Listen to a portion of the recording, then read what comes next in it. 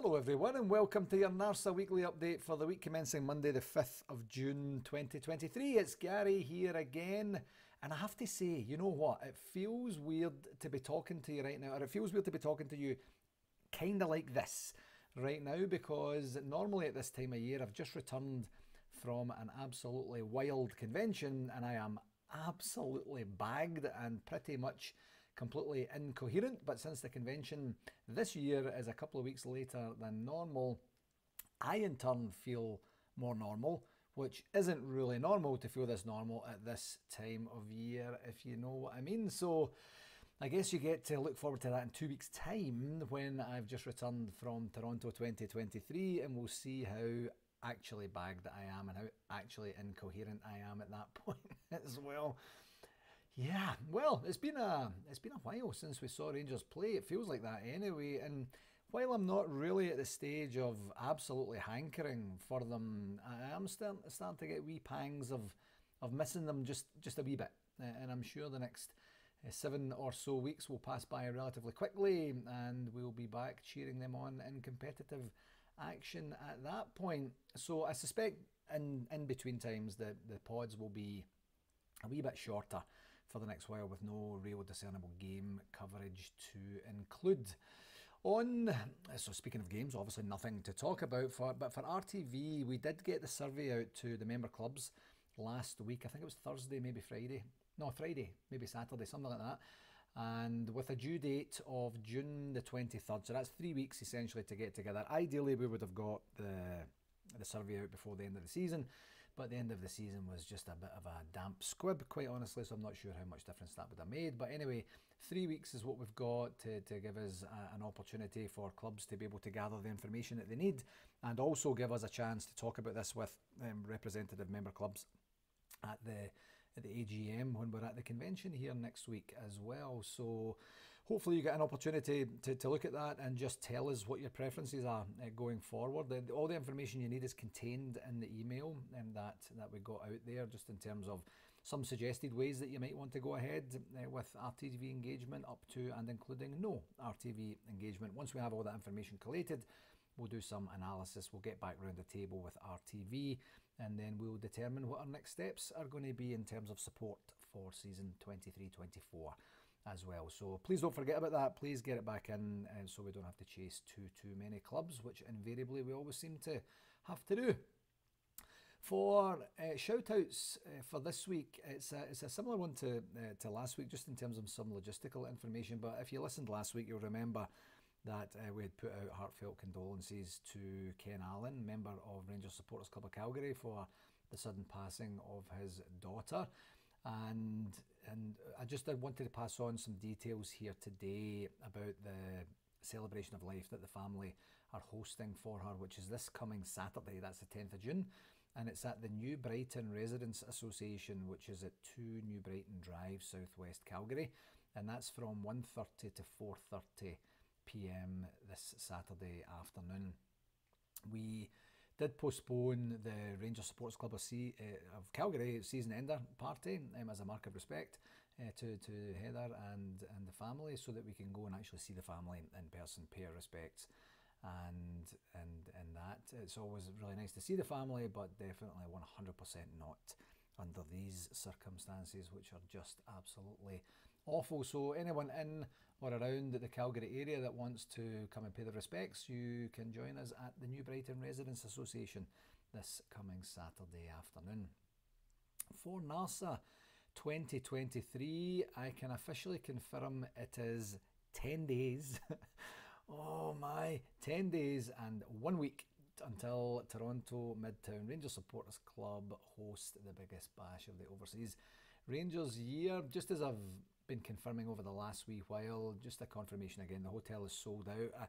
I've tried to get a couple of wee bits and pieces done with the hotel since then, since we kind of officially sold it out and moved on from that part, and they are not budging, you know, even for some VIP guests or NARSA executive members saying, look, could you do us a bit of a favour here? They're saying, nope, the contract is the contract, and they are selling them at much higher rates as well. So they are taking it seriously, I guess is what I'm saying here. But there is still time for you to manoeuvre around with your bookings. If you want to transfer them to other people, you do that online. You change your name, you change the credit card details, and then you'll get yourself organised. The 3-night packages are also gone, and we still do have the Thursday and Friday night tickets left for purchase, and you can purchase those up to and including the day of, as we will have space for you. Absolutely, we will have space for you. So if you want to get information about that or anything else related to the convention, if you go to narsa.ca, the very first part of the website there will be Toronto 2023. Just click on that and you'll get all the information you need about that, and the golf and the football and the brewery tour and the like. We just had a meeting with the hotel this morning actually to go through some final logistics, make sure that the new person, Aisha, that we're dealing with now has what she needs, and an understanding of basically who we are, what we do, why we do what we do, and that sort of thing. And one of the things that we did talk about was getting the Blue Room bar organised for the Thursday and Friday afternoons, and we'll get them set up. We'll definitely do the Thursday. If it becomes an absolute tank on Thursday and no one shows up,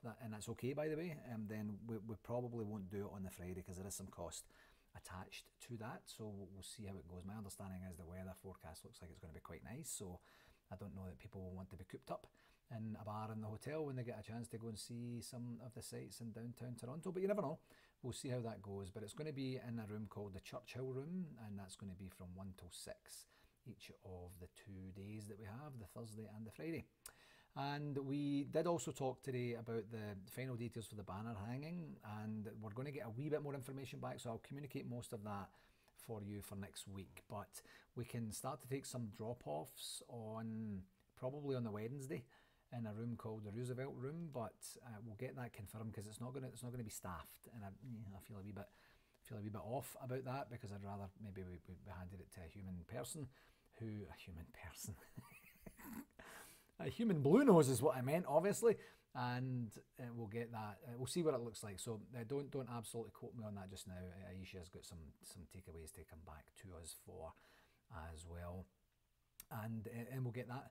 We'll get that pretty much figured out. We've got the Sunday leaving do figured out now. You've probably seen that from a Toronto Midtown social media perspective, where it's going to be on the Sunday afternoon, and it's going to be organised for there's a beautiful little garden in there, like with waterfall and stuff like that, and we're going to commandeer the whole place is reserved for us for the Sunday. So there's not going to be any food at all. So as it says on the post, make sure you get a big greasy breakfast in you before you come, and I think that's between 12 and 3, just as a wee bit of a chance to say cheerio on the Sunday as well. So hopefully we'll get a chance to see you there, and hopefully the weather holds up and figure that kind of part out as well. So yeah, really in the final throes of organising everything that we need to organise, and it's going well. I think, I can feel it in my bones that this is going to be a good one. We did also have a meeting with Andy and John from the Toronto Midtown Ranger Supporters Club this last Friday to work and hash through certain bits and pieces and final kind of placing logistics and things like that. So I think we're in very good shape, or as good a shape as we possibly can be with 10 days to go. One wee reminder I did want to throw your way, which was sent over to me actually yesterday by my sister Debbie, was just to give you a bit of a reminder that you need an ETA, an electronic travel authorization, to enter Canada, unless you're coming from a country that doesn't need the ETA or you have a visa already for Canada. I have no idea what countries don't need ETAs, but I know that the States do, and I know that the UK does. So just a wee bit of a word to the wise on that. What I'm going to do is I'm going to put a link in the blurb for tonight to the Canadian immigration site. I think it's $7 Canadian to get the ETA. Please don't wait, because you'll end up just getting farted around completely over at the airport, and it's going to be a tough situation for you as well. So hopefully whomever you've booked your travel with will have given you some sort of notification that this is required. And as I say, I'll put the link there. Go get what you need before you need to come over, and then there'll be no hassle when you arrive. And we also put a call out I think it was this past weekend, maybe Friday, Saturday, something like that. A Saturday. I was actually on the weekend to see if anyone who was actually attending the convention wanted to be nominated or assume the role of the NARSA official photographer for the event, or for all the events. In fact, quite honestly, we don't do a good enough job of advertising ourselves at NARSA. during the actual event, and that's going to be addressed hopefully from Toronto 2023 onwards. So if you or a friend are attending and wanted to get some practice for your photography portfolio, please do get in touch, and we'll treat you well. It's not going to be a paid position, but I promise that we'll take care of you, and you'll get what you need. Even if your friend wants to come and do it and they aren't attending the event, get in touch with me directly, and we'll see what we can organise for that as well. We would be absolutely delighted to kind of take this a wee bit more seriously and do something a little bit more encompassing of the events that we have. We're missing tremendous opportunities to give people an idea of what we do, who we are, where we are, and the fun that we can have at the same time as well. So yeah, rangersscc@hotmail.com is my email address. That's 2 S's and 2 C's, and then we'll see what happens. Hopefully we'll get what we need.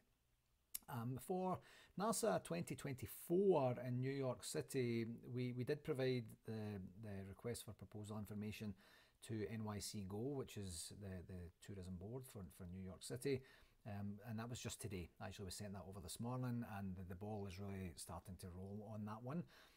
We can kind of say basically the formal commencement of the engagement has taken place. We've had some emails back and forward between us and the folks over there with a better idea of, again, who we are, what we're trying to do, what the dates would look like, what we need from the property, and those sorts of things. So hopefully that'll kind of gather a bit of speed. They are on the ball over there, so I suspect that we'll have some information over the next wee while that I'll be able to share over the next wee while as well. So that one's ticking along quite nicely in the background.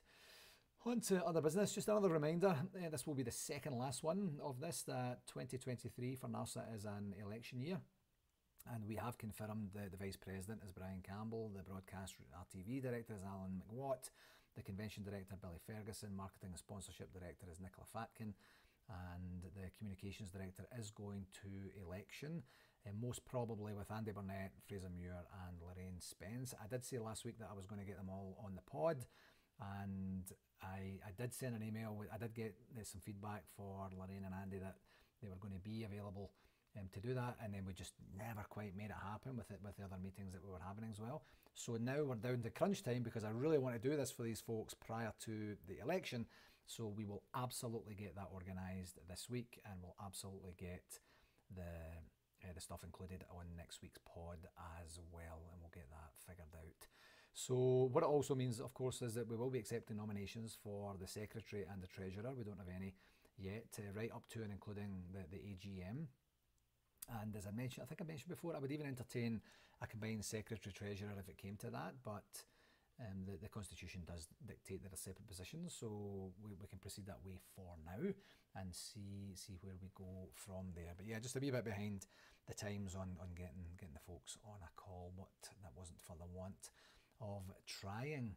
On the communications front from this week, not a lot really going on. I did want to mention briefly, not really directly related to Rangers, but I noticed today, I was reading the match, actually yesterday I guess it was, I read the match report from the Ross County Partick Thistle game, and I just assumed after the first game that Partick were flying, and Partick were going to get themselves organised to be in the Premier League next year, and then that's one less away day for us to have to travel so far to Ross County, obviously being up in the kind of northeast of the country.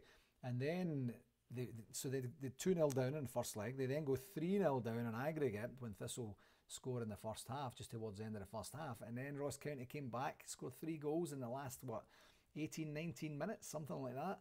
And then they won it on penalties. Just incredible comeback. That must have been very, very exciting to watch. So, I mean, good congratulations to Ross County. It's a wee bit logistically challenging for us, more than it would have been just to kind of go across the city. But these things are sent to try us, and sometimes we do quite enjoy the away days anyway. It's a good chance for a bit of a party on the bus and all that sort of thing, so maybe not a complete disaster. And also, I guess it would be a wee bit remiss of us not to kind of maybe mention the fact that the mob from the East End are probably it looks like at this point, I'm actually recording early today because I'm playing football tonight, so I am recording right now. It's 12:48 PM, so I'm doing a quick Swifty at lunch, and And the mob from the East End look like they're going to lose a manager as of this time anyway. The last headline I saw on Sky Sports earlier was that they had agreed in principle the terms with him. That was kind of quick, wasn't it?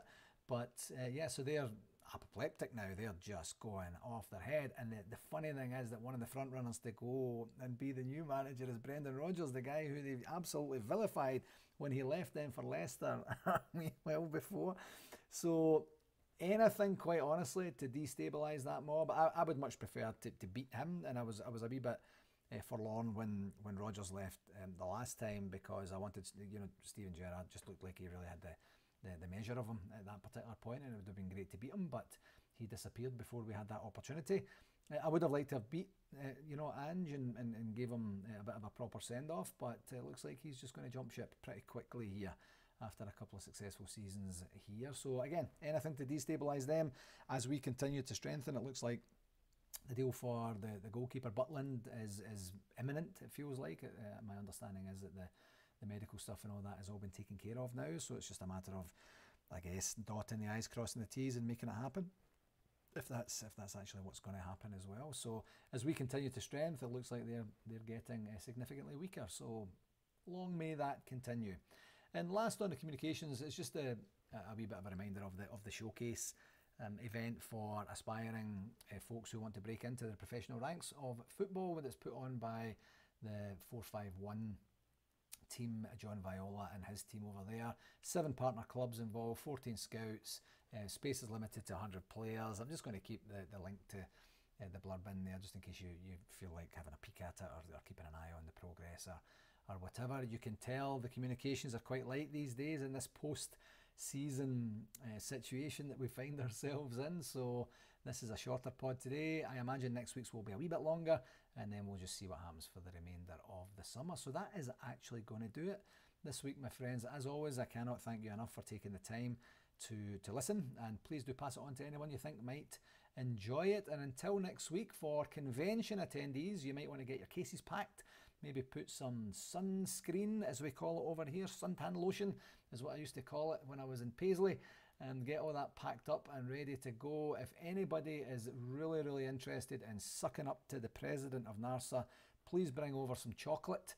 And if you really felt like being daring, some pepperami, the green ones. I like the green ones. The red ones are too spicy. And until next week, please do take care of yourself and each other, and we'll chat again then. Okie dokie, take care. Cheerio.